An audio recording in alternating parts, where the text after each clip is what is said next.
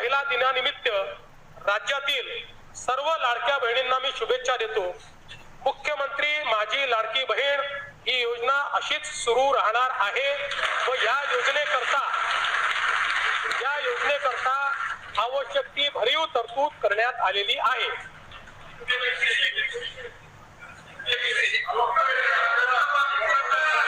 काळजी करू नका, तुमच्या मनातली एक एक गोष्ट आम्हीच पूर्ण करतो, आम्हीच करत राहतो। फक्त कोर्टात जाऊ नका, योजनेच्या विरुद्ध कोर्टात जाऊ नका।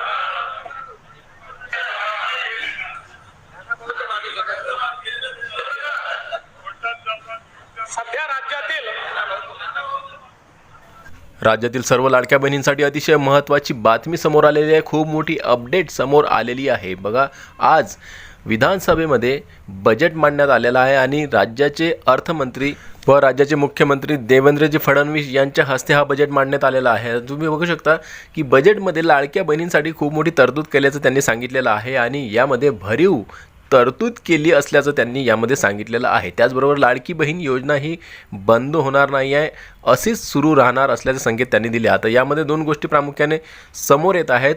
एक तर जागतिक महिला दिनानिमित्त त्यांनी सर्व लाडक्या बहिणींना शुभकामना दिलेल्या आहेत आणि याचाच विचार करून आता असं वाटत आहे की फेब्रुवारी आणि मार्चचा जो काही लाभ आहे किंवा हप्ता आहे, हा दोन्ही हप्ते 3000 रुपये एकत्रित लाडकी बहीण योजनेमधील ज्या लाडक्या बहिणींना हप्ता मिळणार आहे, या सर्व पात्र लाडक्या बहिणींना जागतिक महिला दिनानिमित्त हा जो निधी आहे हा त्यांच्या खात्यामध्ये वाटपास सुरुवात होणार आहे असं वाटत आहे। कारण की मागच्या वर्षी म्हणजे की 2025 या वर्षीसुद्धा अशाच प्रकारे एकत्रित 2 महिन्याचा जो काही लाभ आहे तो जागतिक महिला दिनानिमित्त सर्व लाडक्या बहिणींच्या खात्यात टाकण्यात आला होता आणि यावर्षीसुद्धा असंच समोर येत आहे।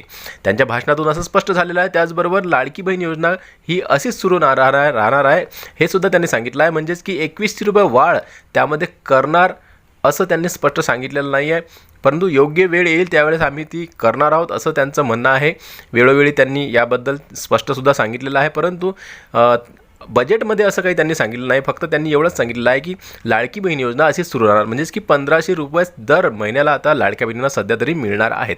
पुढे जर काही अपडेट आली तर आपल्या व्हिडिओच्या माध्यमातून आपण तुम्हाला सांगणार आहोत। त्याचबरोबर त्यांनी एक गोष्ट आणखीन सांगितली की भरीव वाढ लाडकी बहीण योजनेसाठी या अर्थसंकल्पात केलेली आहे असं त्यांचं म्हणणं आहे। म्हणजेच की असं समजून घ्या की पूर्ण वर्षभराचा जो काही निधी आहे तो लाडक्या बहिणींसाठी काढलेला आहे असं त्यांचं म्हणणं आहे। आता तो किती काढला आहे हे त्यांनी सांगितलेलं नाही आहे। आता लवकरच याबद्दल माहिती येणार आहे आणि तुम्हाला आपल्या व्हिडिओच्या माध्यमातून आपण सांगणार आहोत।